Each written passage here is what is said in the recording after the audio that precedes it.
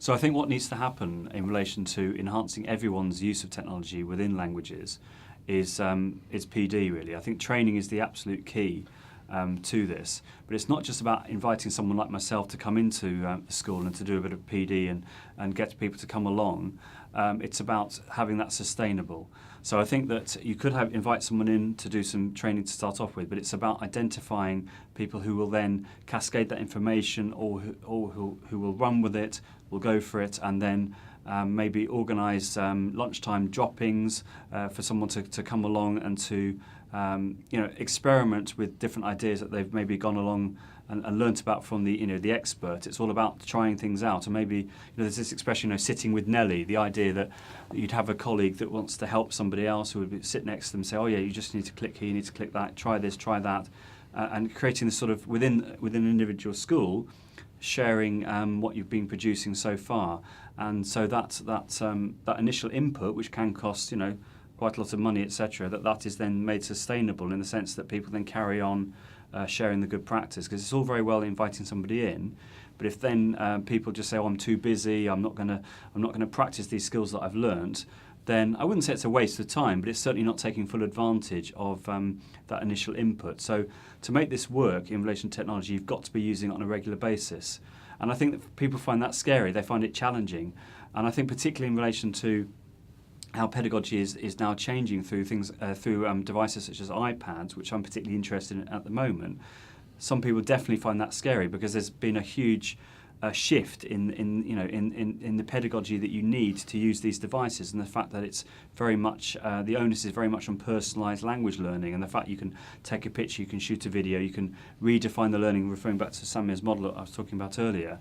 That's quite scary for some people because they don't necessarily know how these devices work. They have to give ownership to the students. They can no longer be the sage on the stage. They have to be the scribe on the side, and they find that really, really terrifying. But this is 21st century learning. This is an example of 21st century learning. It's not just the device at all.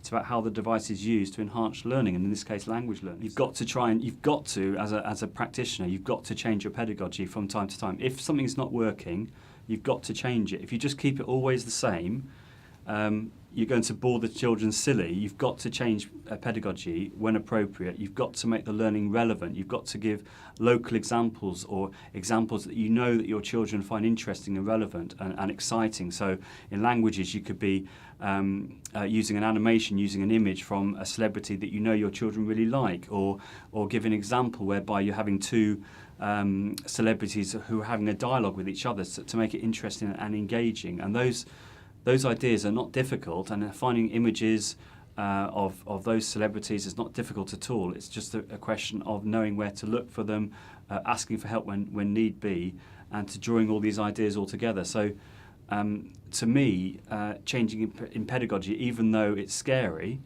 is something which is absolutely essential. And if teachers don't do this, if they always just stay in the same rut, then it's going to bore the children silly, because it won't be making the learning relevant. And particularly nowadays, with children using technology a lot in their free time, if they come into school and they're not using technology at all, or they're not doing things which are engaging, then they're going to be powering down, and they're going to be bored, and they're going to probably play up as a result of that, which is not an excuse. It's just this is what happens sometimes, and I think that it's part of the professional responsibility of teachers to be proactive about improving their own professional development and to engage with other people, and the principal's role within this is absolutely key for enabling the keen ones, the ones who are doing fantastic work, to promote that within the school, offer PDs, go to local schools within the cluster to help and support. And this is very similar to the advanced skills teachers model that we have in the UK, where people will go out to local schools and model good practice. There's no funding for that anymore, which is ironic in a way. That's all been got rid of. But the idea of ASTs or excellent teachers going out spreading good practice is brilliant. So it's a combination of meeting people face to face and the virtual support that I've talked about already. So I think that's the key. But the principal's role within this is to make that happen and facilitate people who are keen, who are good, who can talk to other colleagues, and everybody can learn together.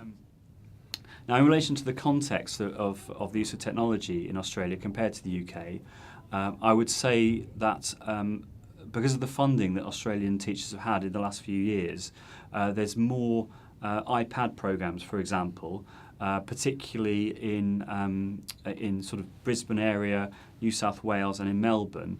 That's what I found anyway. Last year I was doing quite a lot of PD training on the use of iPads. I did some. In fact, I did a couple of days for the Varty organisation last couple of days for use of iPads. But definitely, there's more money has been invested in the use of iPads in this country compared to in the UK.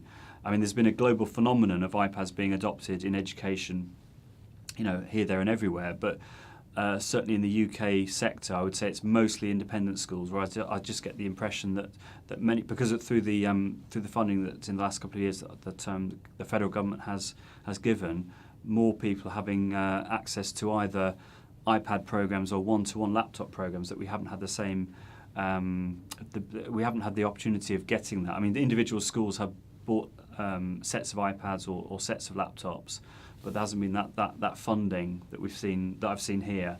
So that's really interesting. But I think in relation to the use of technology and those sorts of issues, I think it's exactly the same. So it's very much like interactive whiteboards in the late 90s. So schools were buying interactive whiteboards, but there wasn't the PD training there to support the use of whiteboards. So again, it was up to the individual evangelist to spend the time to learn how to use the whiteboard, and then hopefully in a good school to have the culture whereby they would then cascade that information to other colleagues and everybody would grow together.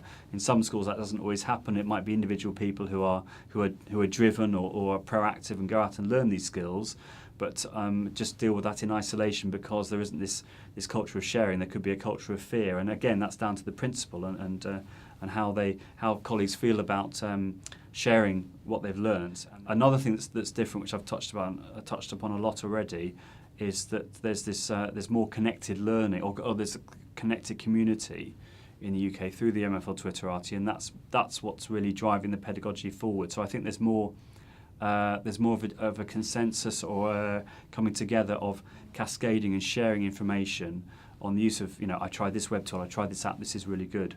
I'm not seeing that on the same level in Australia. So with the funding that you've had here, with the hardware that you have access to through individual schools or through the language centres that we talked about already, combining that with a sharing community, I mean, the world would be your oyster, really. So I think that's really what needs to be concentrated on, having, nurturing a community, because you've got everything else in place. It's just really spreading the good practice across, language teaching across the country, so that all the standards across the board are raised, and that's what I would really concentrate on at the moment, definitely.